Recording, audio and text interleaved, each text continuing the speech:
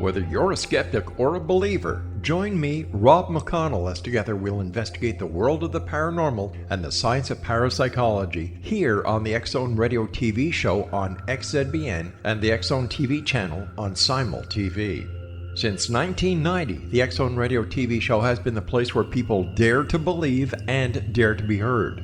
Together, we'll investigate UFOs, aliens, ghosts, Bigfoot, psychic phenomenon, lake monsters, conspiracy theories, government cover-ups, the truth embargo, alien abductions, ESP, haunted locations from around the world, and so much more.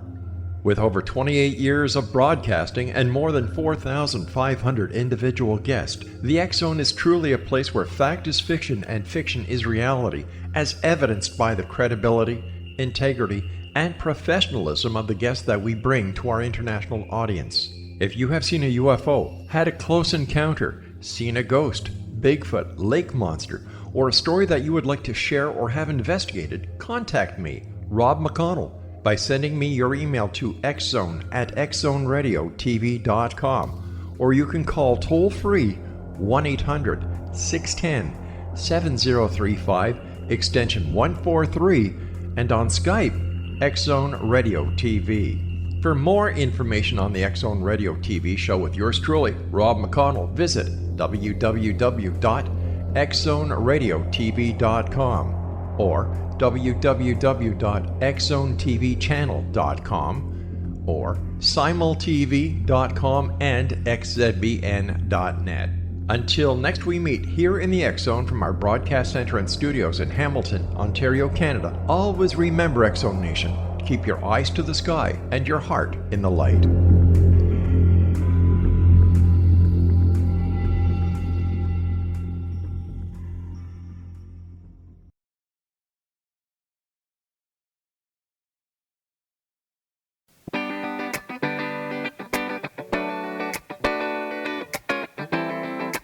Welcome to the Connecting with Coincidence radio show with Dr. Bernie Beitman, MD, bringing together the world's synchronicity experts to help you use meaningful coincidences to develop spiritually, psychologically, and practically. For more information, put Connecting with Coincidence into your web browser to find the book, website, Psychology Today blog, YouTube channel, and Facebook page. And now, here is the host of the Connecting with Coincidence radio show, Dr. Bernie Beitman, MD. Welcome to CC with BB. Yes, I am your host, Dr. Bernie Beitman, MD. Tell you a little story. A few months ago, 3 flies got trapped in my office at home. I wanted to help them get outside. After a few days of hunger, I guess, they slowed down. So I started talking with them, saying stuff like, "I'm your only way out. Come land on my hand and I will take you outside." After a few minutes of being patient and continuing to talk like that, one of them started to circle around my right hand and circle a little bit more, got closer, and then he landed quietly right there on my right hand. I kept calm in my excitement and escorted him to freedom. Well, that was fun. And then the next day, I spoke to the other 2 flies, saying the same thing. "Hey, look, I'm your only way out. Land on my hand here like the other guy." So one of them did land on my hand in much less time than it took the first one to do that. Had the second one learned from the first?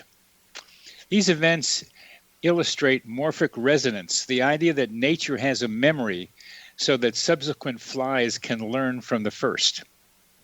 Also, that we can communicate with animals in ways most humans do not expect. Our guest today is a world expert in both morphic resonance, an idea he has discovered and invented, and human-animal interactions. He is Rupert Sheldrake, who is a biologist and author of more than 90 technical papers and 9 books, including Ways to Go Beyond and Why They Work. He is the co-author of 6 books. He studied at Cambridge and Harvard. As a fellow of Clare College, Cambridge, he was director of studies in cell biology and was also a research fellow of the Royal Society. He worked in Hyderabad, India, where he served as principal plant physiologist. He also lived for 2 years in the Benedictine ashram of Frater B.D. Griffiths. From 2005 to 2010, he was director of a project studying unexplained human and animal abilities. He is currently a fellow of the Institute of Noetic Sciences in Petaluma, California. He lives in London, is married to Jill Peirce, with whom he has two wonderful sons. Welcome to the show, Rupert. Good to be with you, Bernard. And very glad to have you.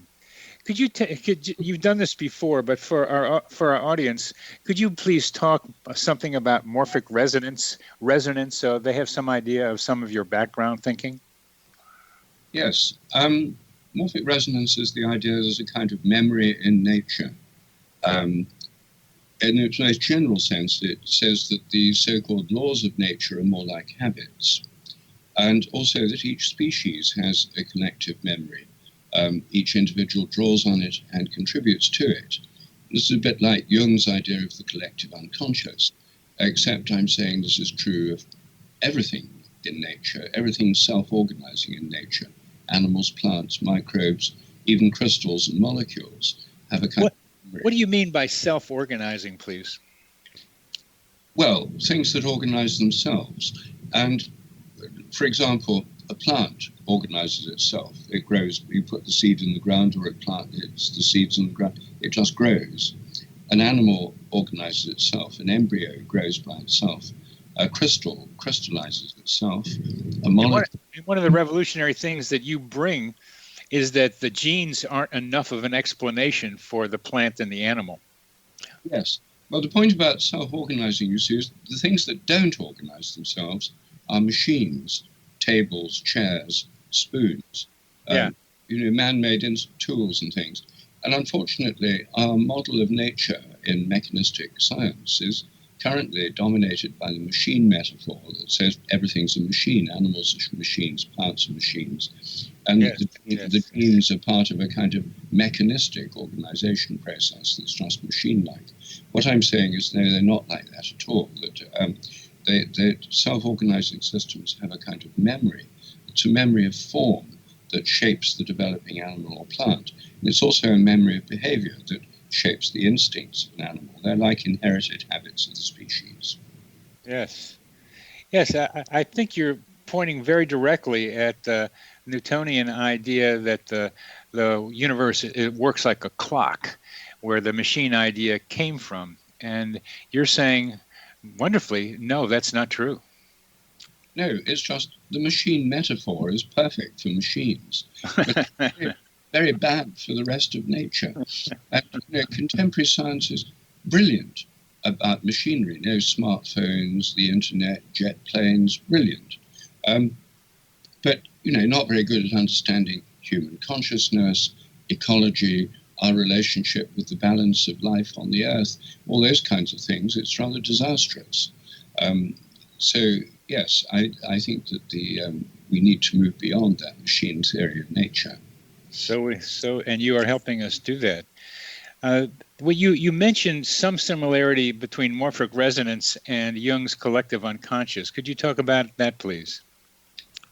Well, Jung thought that we all tap into a kind of collective memory, which is what he called the collective unconscious, that contains archetypes, which are sort of collective patterns of experience, like memories, collective memories. And, like everyone's had a mother, so there's a kind of lots of memories of mothers that contribute to a kind of mother archetype.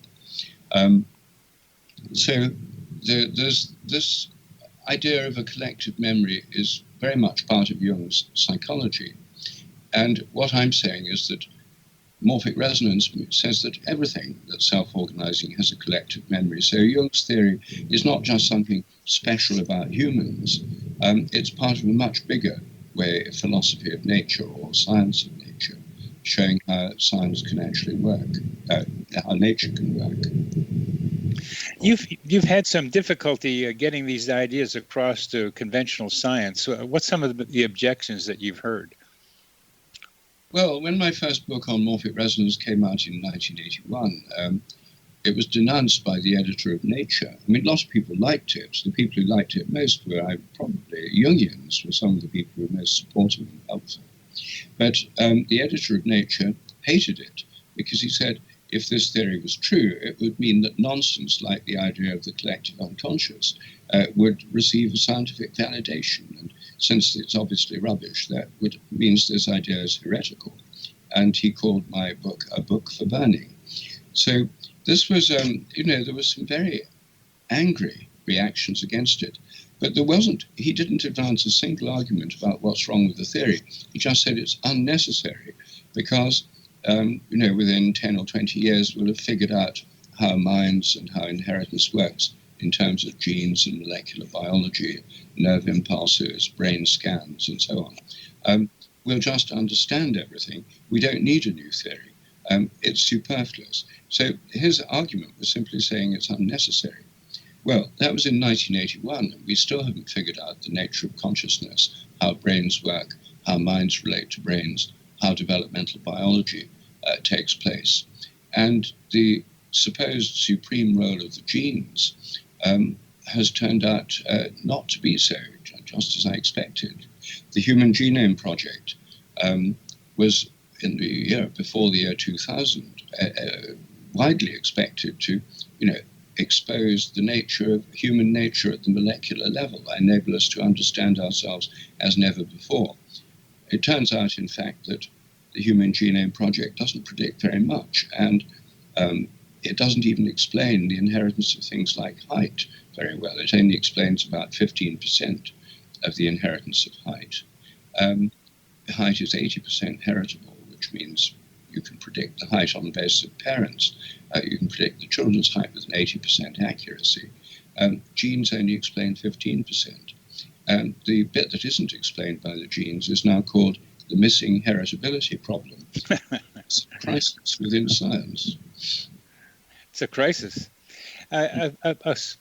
We're getting to the end of this segment, but there's a distinction I'd ask you to comment on. The Jungian collective unconscious filled with archetypes, as Jung would have it. Sometimes I read from Jungians that those archetypes aren't memories. They are already existing in the unus mundus, this collective area of the something that where the archetypes exist. So I like the idea that they are memories that continue to evolve, because I think that's what's happening. But are you familiar with the idea that archetypes exist a priori? Oh, well, that's part of the Platonic philosophy. Yes. Plato had the idea of archetypes beyond space and time that underlie all of nature, not just of human experience. And I think what these people are arguing is something that's going back to a kind of Platonic conception, which is not evolutionary at all. It treats them as eternal forms or ideas. But I think Jung was more in favor of an evolutionary view, a memory view, which is what I'm in favor of too. Yeah, it makes much more sense to me, and I'm glad you clarify that. Well, we're coming to the end of this segment, and this has been an excellent introduction to the ideas of morphic resonance as we talk with Rupert Sheldrake about the idea. And in our next segments, we're going to get to something about animals and telepathy and some of Rupert's experiences in researching telepathy. You're listening to Connecting with Coincidence. I'm your host, Dr. Bernie Beitman, on the X-Zone Radio Network, and our guest is Rupert Sheldrake.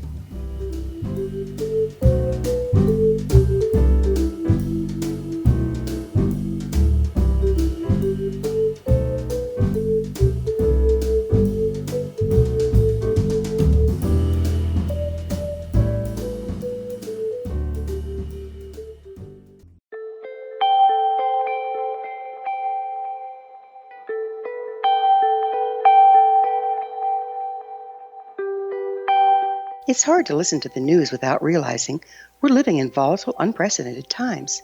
Yet never has there been such an opportunity to transform the human condition. As old structures fail, where can we find the guidance to co-create a better way? Find Your Path Home is an ever-evolving, leading-edge information, education, and healing resource center designed to support and guide you on your path to unity and enlightenment.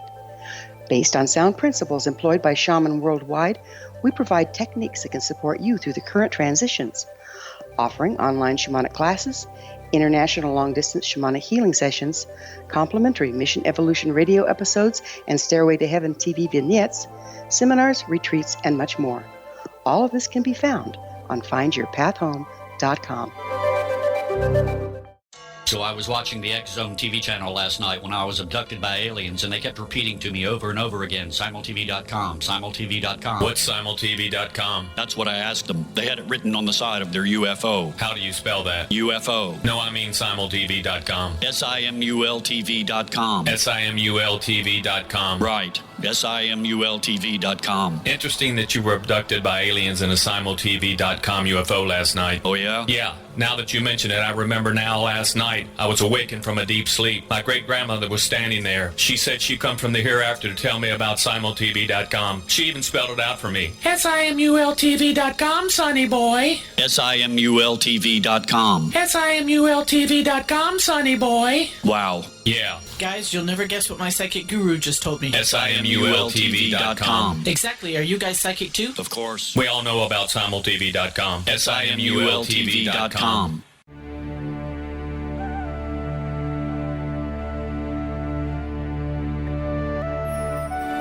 Shamanic healing is the key to personal empowerment. Why?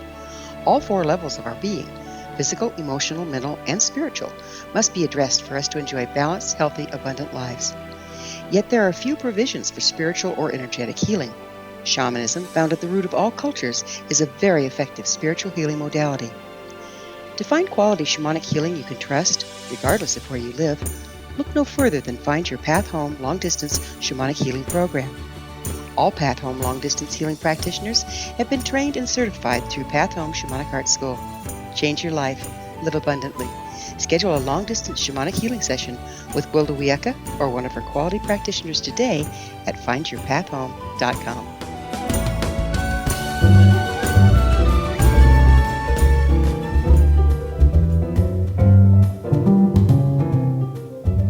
Yeah, yes. Welcome back to CC with BB. I'm your host, Dr. Bernie Beitman, MD, and we are talking with Rupert Sheldrake.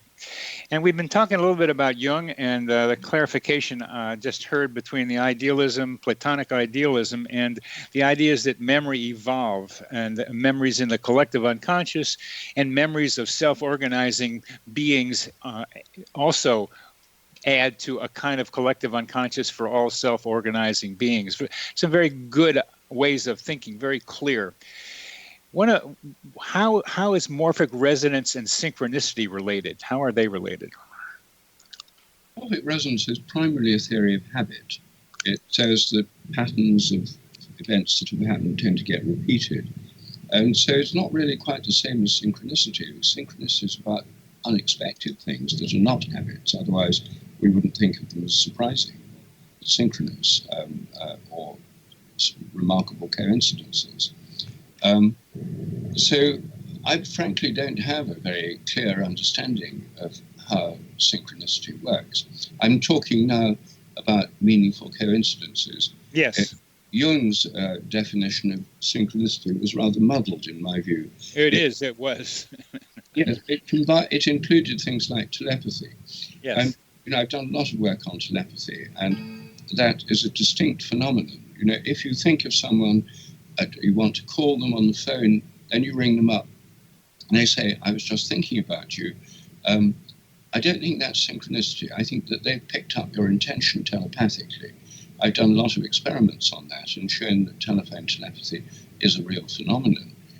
You can do actual experimental tests. I could explain them if you like, but these tests show that telepathy is a causal influence. A lot of mothers are telepathically connected to their babies. The baby may wake up in distress while the mother's shopping or at work a long way away, and the mother can't hear the baby, but many mothers find their milk lets down, their breasts get ready to feed the baby, their breasts tinkle, they start squeezing out milk, and most mothers just assume their baby needs them, and they're right, and I think that's telepathic, not synchronistic. So some categories of synchronicity of Jung I don't think are particularly puzzling. I think they're telepathic. Some people find that puzzling. I think it's a normal form of communication within animal and human groups. The meaningful coincidence part is much more puzzling. For example, Bernard, I had a synchronicity just yesterday. You had asked me to sort of fire up my Skype, which I hardly use. So I'd fired up the Skype, and I was thinking about you. And then I went down. I was downstairs. We were just about to go out for dinner when my doorbell rang, and a friend of mine who lives nearby appeared at the door, and he said, "Oh, Rupert," he said, "a friend of mine has just sent this book for you and asked me to deliver it. He thought you'd be interested in it."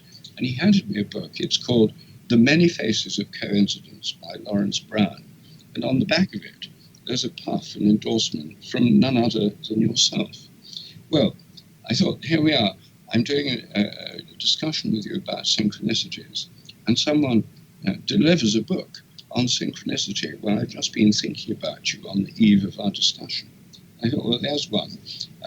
A remarkable synchronicity about synchronicity. Yeah, I call them meta coincidences, coincidences about coincidences, and there are lots of those. They're kind of fun if you like meta, and I do, and I think you do. But that's a great one, and every once in a while, people who I interview, like you, report a coincidence going on as you just described before the meeting, before the interview, but sometimes it happens around the interview before and afterwards. And sometimes I was reading something in one book about coincidences, and I interview a person about coincidences, and he tells me almost the same story that happened to him. And that seems to happen as if there is a predisposition. I call it a coincidentiality, a potential for coincidences to happen. And they happen around this show sometimes. And how do you think about that coincidence of that guy showing up and my name's on the back of the book? Well, I'd first explore the idea of telepathy, that, I've been thinking about you in coincidence. He's been given this book to give to me, and he telepathically picks up what's going on in my mind. I'm thinking about coincidence. He picks up and he says, "Oh, there's that book on coincidence, I better deliver it to Rupert." Something like that. That's one possibility. That would be a kind of causal telepathic explanation. Yeah. And of course, we can't really test that in retrospect. But if it's not that, then I find it very baffling. I mean, I'm sure you thought about this much more than me, but I didn't really have a clear theory of meaningful coincidences, because the fact they're meaningful, the fact they seem to fit into a pattern, suggests there's some higher level pattern that's linking together seemingly separate events. Yeah. That goes beyond my morphic resonance theory, which is about regular patterns in nature, plants growing, spiders spinning webs, regular repeatable things, crystals crystallizing. Well, the higher level pattern idea gets to an archetype, because that's where Jungians think coincidences or synchronicities take place, at least some of them, that in this non-material realm, the archetype influences the mind-matter connection, because the mind and matter are part of the same thing, part of an archetype. Yes. Well, I suppose they can also be under some kind of intentional control or influence, because, I pray. A lot of people pray, and petitionary prayer. I ask for things and pray for healing about people I know and so on. A lot of people who pray say, well, of course, it doesn't always work. You don't always get what you ask for in prayer, obviously not. But sometimes it just seems to make coincidences happen. Yeah. I would have thought that would be another category. You studied this much more than me, but I would have thought that prayer, where you're actually creating an intention, a thought field or a thought form, as theosophists might put it, may actually help to stimulate or create the conditions for coincidences. I think that's true. I think that's very true. One of the ideas I got from some of what you've researched comes from a telephone telepathy experiment you did with sisters, where if you had 1 out of 4 people calling, with a listener, the receiver, not knowing who was calling, they could pick out their sister calling almost 50%, if I remember correctly. Would you describe that experiment and see why, if I'm remembering correctly, what it is about being sisters that makes that more likely? Well, this is an experiment I did. Actually, this one was filmed for television, and people can see it on my website, www.sheldrake.org. I did it. I've been doing a lot of these experiments, and then a TV company wanted to do it with me, and they said, well, we can't just do it with ordinary people. This is TV. We need celebrities. And so I said, well, you can't have random celebrities, because telepathy only works really between people who know each other well, who are emotionally bonded. And they came up with a girl band called the 1980s girl band called the Nolan Sisters, and 5 sisters. And my general experimental design, as you say, is that one person's the receiver. She was one of the sisters, and she was a mile away in a hotel room. And I was with the other 4 sisters in a separate building. And I picked the caller at random by the throw of a die. Then I took the other 3 sisters away. We chatted about something else. And the sister who'd been selected spent a couple of minutes thinking about the subject, her youngest sister. And then she dialed her on a landline phone and called her. And when the phone rang, the subject, the youngest sister, had to guess which of her other 4 sisters it was before she picked it up. She was being filmed. And by chance, she'd be right 1 in 4 times 25%, and she was, as you say, right about 50% of the time. It was a significant statistical result. And that's the kind of evidence for telepathy I've been collecting. And I even have an online app, or actually a web app, a mobile phone, as a cell phone procedure that anyone can do these tests at any time with 2 other people. Anyone who's listening who wants to try that, if they're in the US or Britain, can actually do it by going to my website, sheldrake.org, and going to the Take Part menu and try a telephone telepathy experiment yourself. All right. We're getting to the end of this segment, and one of the ideas that I still wonder about is how is the telepathy related to morphic resonance? Yes. Well, have I time to talk about that, or shall we leave that for later? We'll leave that for the next segment, because I think that might take a little bit of time.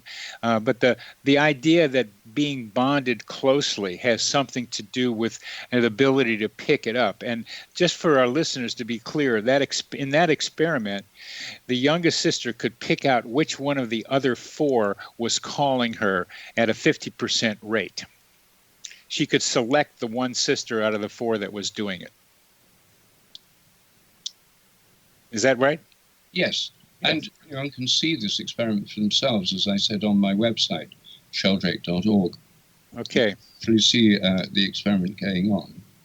Okay, we're coming to the end of this segment. We've been talking about telepathy and morphic resonance. And in our next segment, we're going to be talking about the relationship between morphic resonance and telepathy.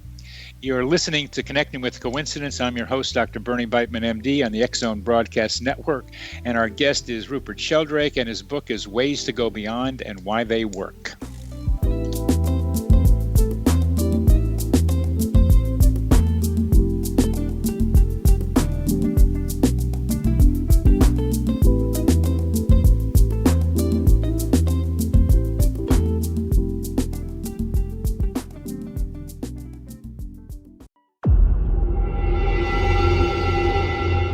Whether you're a skeptic or a believer, join me, Rob McConnell, as together we'll investigate the world of the paranormal and the science of parapsychology here on the X-Zone Radio TV show on XZBN and the X-Zone TV channel on Simul TV.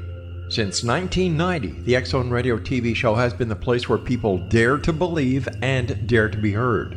Together, we'll investigate UFOs, aliens, ghosts, Bigfoot, psychic phenomenon, lake monsters, conspiracy theories, government cover-ups, the truth embargo, alien abductions, ESP, haunted locations from around the world, and so much more. With over 28 years of broadcasting and more than 4,500 individual guests, the X Zone is truly a place where fact is fiction and fiction is reality, as evidenced by the credibility, integrity, and professionalism of the guests that we bring to our international audience. If you have seen a UFO, had a close encounter, seen a ghost, Bigfoot, lake monster, or a story that you would like to share or have investigated, contact me, Rob McConnell, by sending me your email to xzone@xzoneradiotv.com, or you can call toll-free 1-800-610-7035, extension 143, and on Skype, X Zone Radio TV. For more information on the X Zone Radio TV show with yours truly, Rob McConnell, visit www.xzoneradiotv.com or www.xzonetvchannel.com or simultv.com and xzbn.net. Until next we meet here in the X Zone from our broadcast center and studios in Hamilton, Ontario, Canada, always remember, X Zone Nation, keep your eyes to the sky and your heart in the light.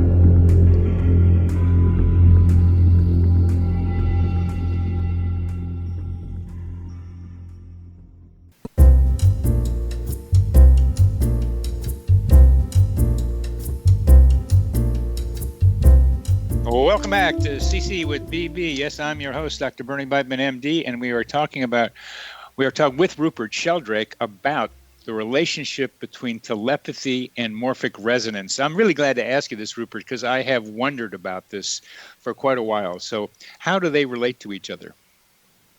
Well, morphic resonance is a memory principle. Telepathy is not a memory principle. It's sort of more or less in the present instant. Yes.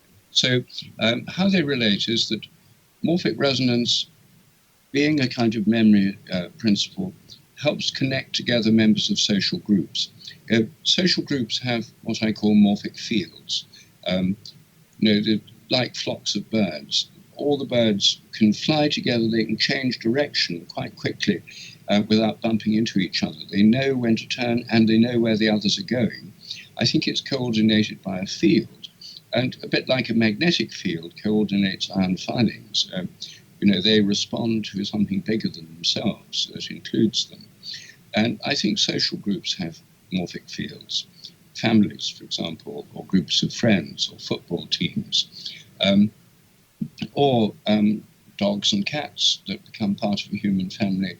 They're part of a social field with their human companions. Now, these interactions that take place have a kind of memory within them. You don't get an instant field. A family doesn't become a family instantly. This requires, months, years of interaction. Same with close friends, same with therapists and clients who quite often have telepathic connections. So it takes time, and the morphic resonance is a kind of memory of those past interactions, and the memory which binds people together in a shared history of experience within social bonds. Now, when people are bonded to each other in that kind of way, they remain connected through these bonds even at a distance. So, say somebody is bonded to their dog, the bond is bonded to them. They go to work, let's say, and when they decide to come home, the dog can pick up their intention and starts waiting at the door. This is a phenomenon I studied and wrote about in my book called Dogs That Know When Their Owners Are Coming Home. Yes. It's a kind of telepathic response. And it doesn't happen as a matter of routine. It's not based on hearing or sound of familiar car engines or anything like that. I could go into the details, but basically that's a form of telepathy. Which depends on a kind of history of relationship. Dogs don't do it with strangers, they don't do it with people who they've only just met or when they've only just become part of a family. It takes time. The closest parallel in physics, or in the whole of science really, established science, is quantum non-locality. If two particles have been part of the same system, they're part of the same atom, for example, like two photons that have been emitted by the same atom or molecule, they remain non-locally connected, even if they're whizzing apart at the speed of light. So a change in one instantly affects the other. And independent of distance, Einstein called that spooky action at a distance. And he thought quantum theory must be wrong because it predicted this. But experiments show that quantum theory was right. And this is now being used in quantum computing and quantum cryptography.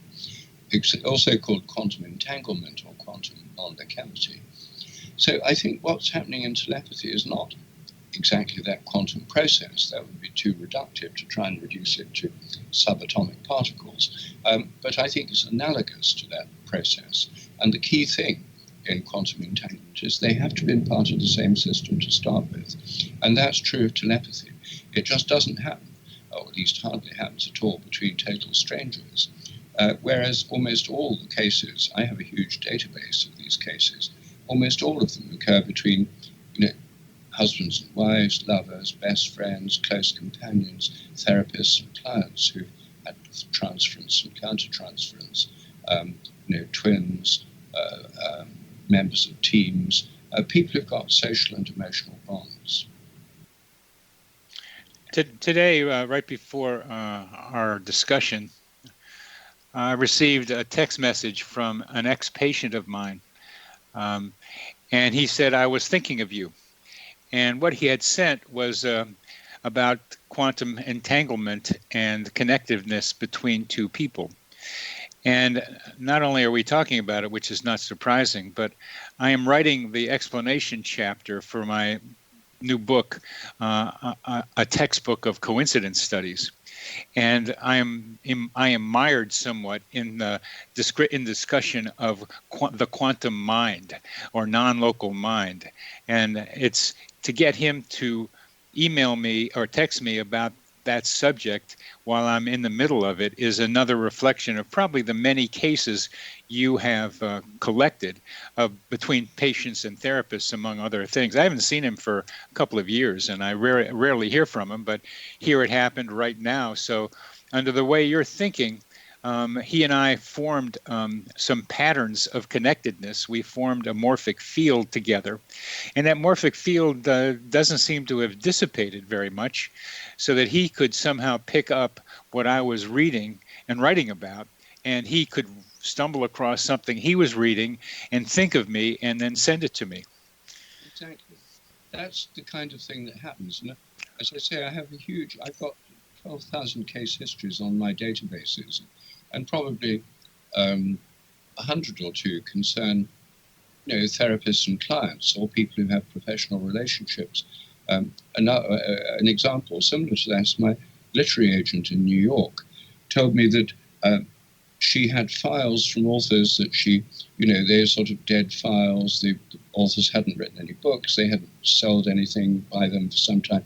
And when she was cleaning out her filing cabinet and throwing away the files from these people, she'd quite often get emails from them in the next day or two. So trying to establish contact. Don't throw me away. Don't throw me away. I'm interested in this. Use the term coincidentiality, the circumstances that increase the likelihood of a coincidence. And I include telepathy under coincidences just generally. And I do not have one explanation for all coincidences. I want to be clear about that. There are different explanations for different coincidences. And one of the troubles in this new developing field is that people just want one answer for all of them. They are different. And you're making that very clear about telepathy. And I have a question about telepathy and morphic fields, because there's a link that I'm trying to make. The morphic field sets up the stage, increases the likelihood of a telepathic connection between the two people. Yeah. But then there has to be something that links the thought of one of them to the morphic field, so that then that thought gets transferred to the mind of the other person.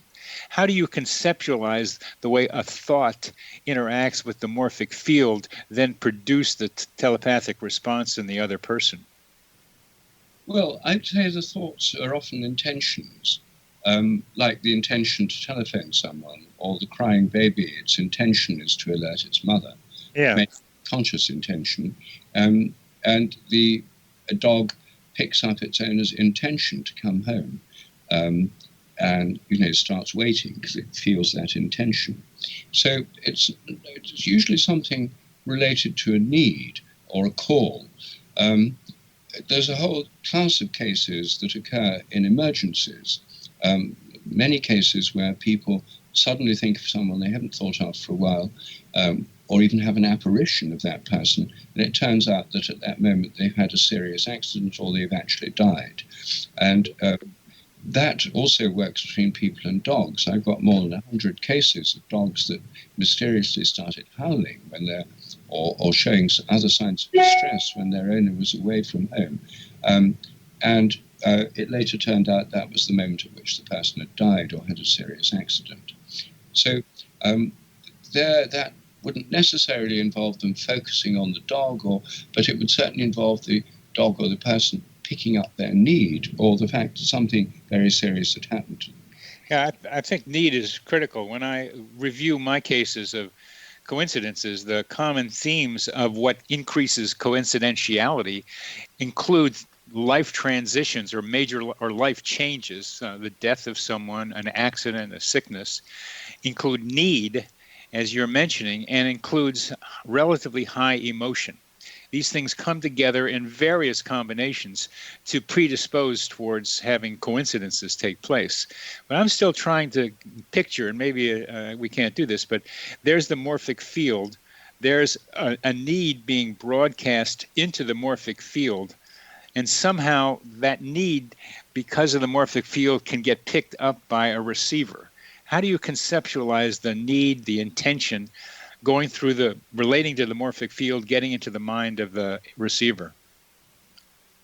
Well, I think if there's an intention directed towards a particular person, then we could almost think of it as the field provides a medium that connects them, and then the intention is like beaming something towards that person wherever they are.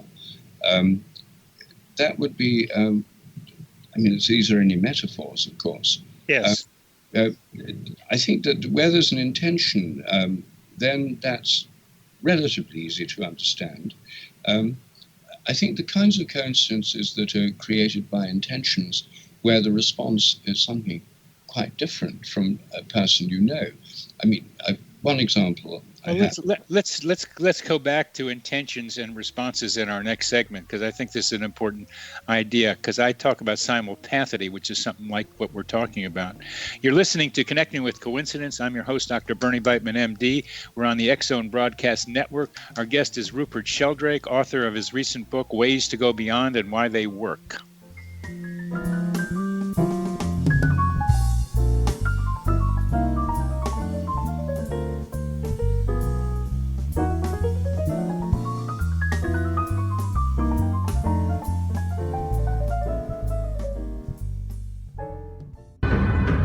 If you are looking for a safe, zero-calorie natural option to the harmful artificial sweeteners on the market today, Just Like Sugar is what you're looking for. Just Like Sugar is a wonderful natural alternative for those health-conscious people who choose a calorie-restricted diet with a great, pure, sweet flavor that tastes just like sugar. Just Like Sugar is a great natural option for people suffering from diabetes and may be useful in restricted diet programs where standard sugars are not allowed and does not cause a laxative effect of some other sweeteners. Just Like Sugar comprises a perfect blend of chicory root fiber, natural calcium, natural vitamin C, and Just Like Sugar's sweetness comes from the natural flavors from the peel of the orange. Just Like Sugar is a natural alternative to harmful artificial sweeteners and will change the way that you believe all natural sweetener products taste. Just Like Sugar is available at your local Whole Foods markets, Wild Oats markets, Henry's, Sun Harvest, and many other fine natural food stores in the U.S., Canada, and worldwide.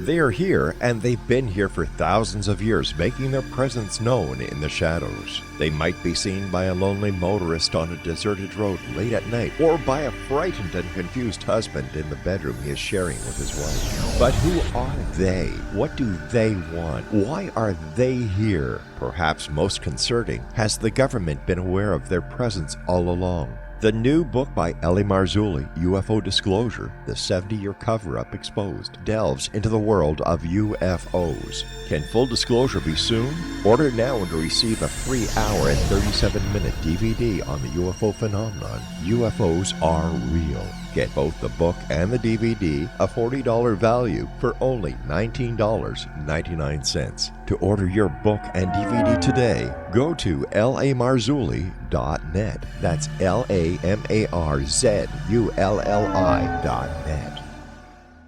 You have heard of the X Zone? Now watch it on Simul TV, plus 500 video games, live TV channels, free video on demand, worldwide, and more. Does this sound like tomorrow's television? Well, it is, but you can have it today, right now. It is Simul TV. Simul TV offers what the others only wish they could provide. 15 exclusive channels like X-Zone, Sci-Fi, and Horror. We are worldwide. No other provider offers that. 500 built-in video games. No need to have an extra expensive system. We have them included. Free video on demand. Live streaming events from around the world. Interactive online network, and much more. Tomorrow's TV today. Simul TV. Sound too good to be true? Well, it's not. You can have Simul TV today. Sign up at simultv.com. Do it today.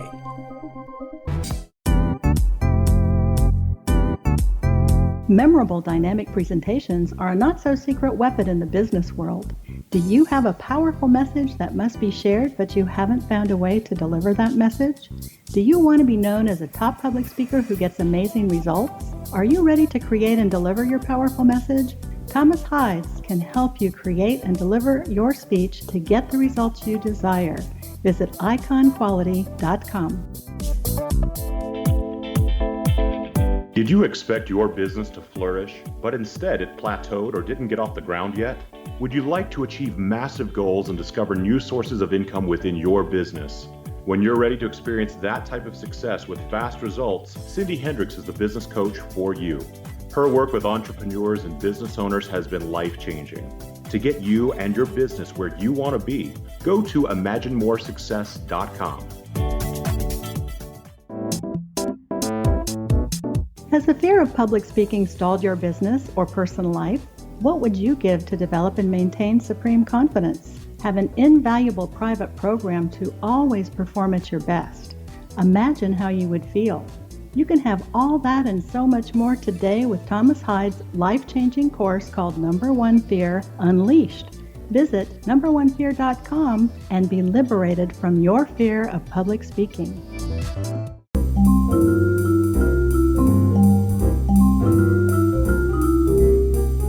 Welcome back to CC with BB. I'm your host, Dr. Bernie Beitman, MD. We are having a wonderful discussion with Rupert Sheldrake.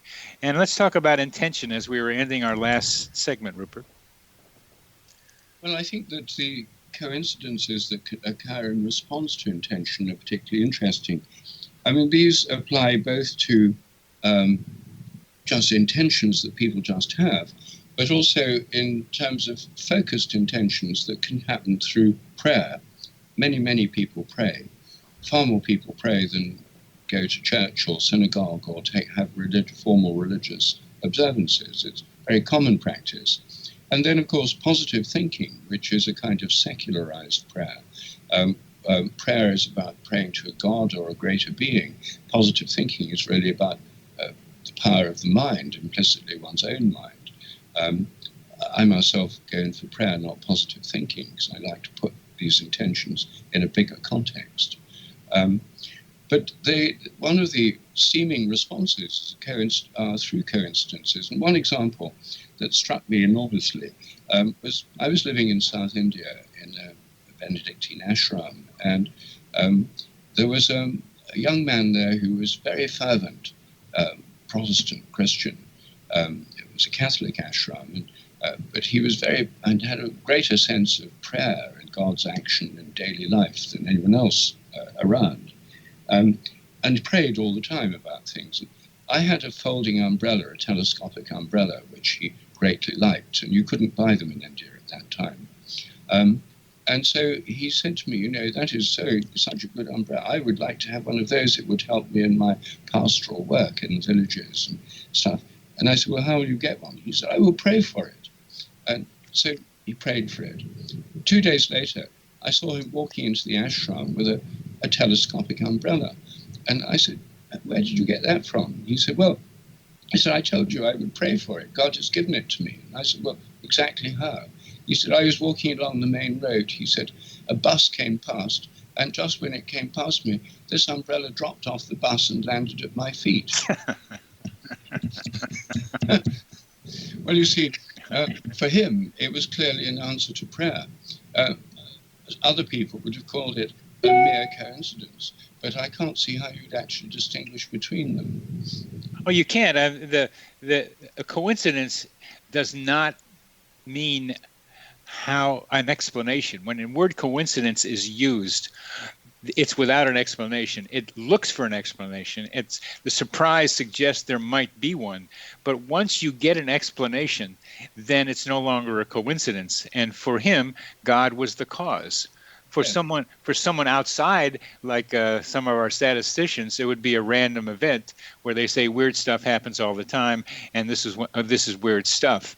But for him, and I'm thinking pretty closely along with you, that somehow his intention, and it's more like an intention that's like a new thought rather than a prayer to God, although that's what he did. It was for him, but it was also for the people he was serving. So that his intention had something to do with making it happen. And so if we have an intention that connects with an outcome, it becomes less of a coincidence and more explainable by intention help to create outcome. Yes, exactly. That's it. Okay, well, let's go on. Let's go to your most recent book. Would you tell us what Ways to Go Beyond and Why They Work is about? It's about 7 different spiritual practices, and all spiritual practices are about going beyond our normal everyday consciousness and linking consciousness greater than our own. So in this book, I discuss 7. The first one I discuss is sports, which many people find surprising because it's not usually seen as a spiritual practice.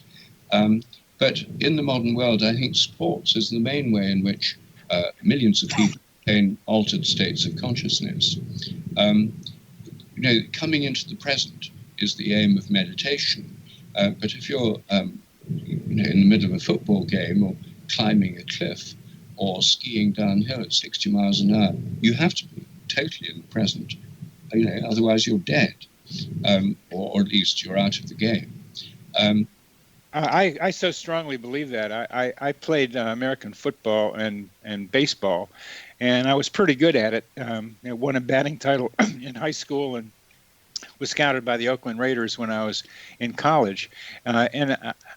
Having that football in my hand and an open field to run through was an exhilarating experience. I had one moment when the quarterback had thrown the ball against a gray blue sky, and for a moment that ball hung in the air as I ran to catch it. And I still remember that moment. I was in the present as you are describing right now with that ball. And then the movie began again, and I caught the ball and went for a touchdown. But it's that being in the present, and I'm so glad you are emphasizing this, Rupert, because sports is a way of getting into the present and being right now with what's going on.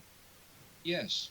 Well, that's why I thought it very important to have this in this book. So it's the first chapter. The second one is on learning from animals.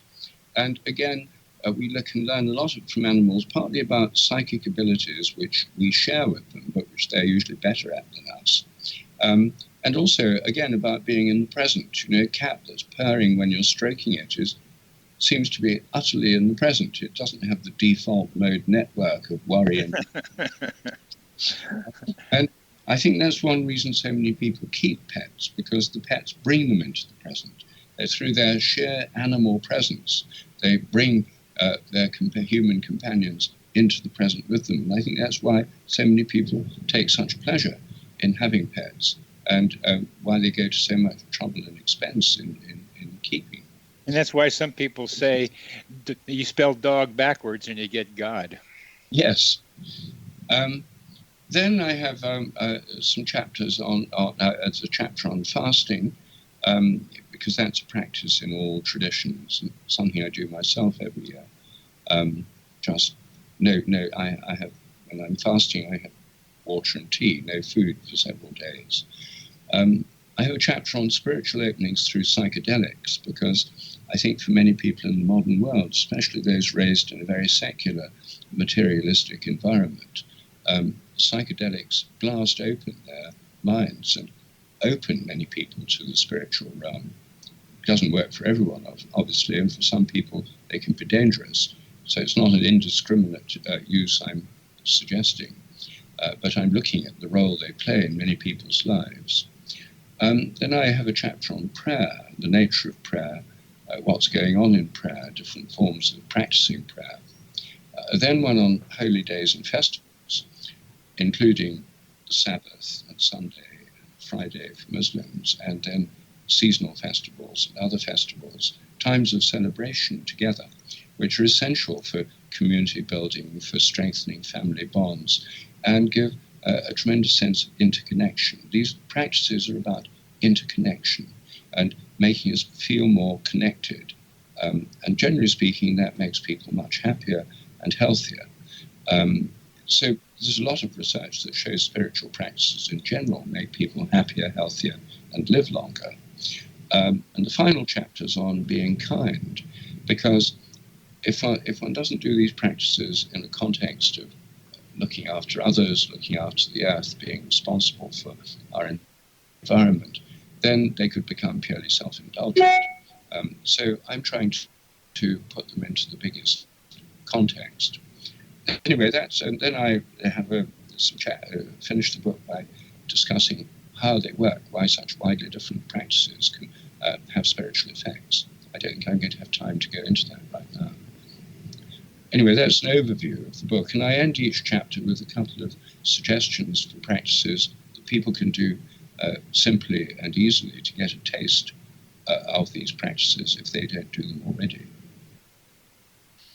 Well, yes, you're right. We don't have much time, but one of the two things I get from what you're describing, and there's more, some of these practices get us into the here and now, which being with an animal or playing sports can do. And some of these practices get us connected with other people. And Yes. each of these helps to develop a sense of something greater. But in the last time we have, would you please describe how you fast and how you recommend people fast? Well, I do it myself. I'm a practicing Christian, an Anglican, and I do it in Holy Week, just before Easter, which is in Lent, which is the Christian fasting period.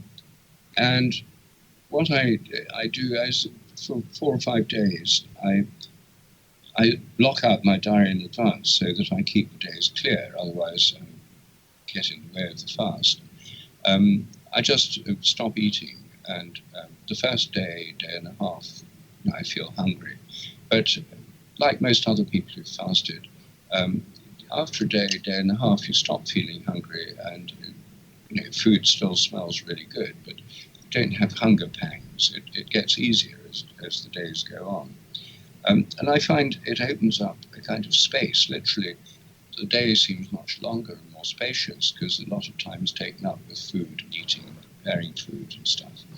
I also find that it makes me quite clear in my mind and have more vivid dreams. And is helpful for prayer and for meditation, which is why it's often advocated in religious traditions. So I think it's a really helpful practice. It's also extremely good for health. It flushes out the system. Senescent cells get broken down, which would otherwise cause inflammation. Growth hormones released, giving a kind of rejuvenating effect on the cells of the body. And there's tremendous evidence that food restriction, having periods of fasting, increases health and longevity in all sorts of animals. Mice, for example. I'm really sorry if this is such an interesting discussion, but we've come to the end of our time. So thank you very, very much, Rupert, for being on the show.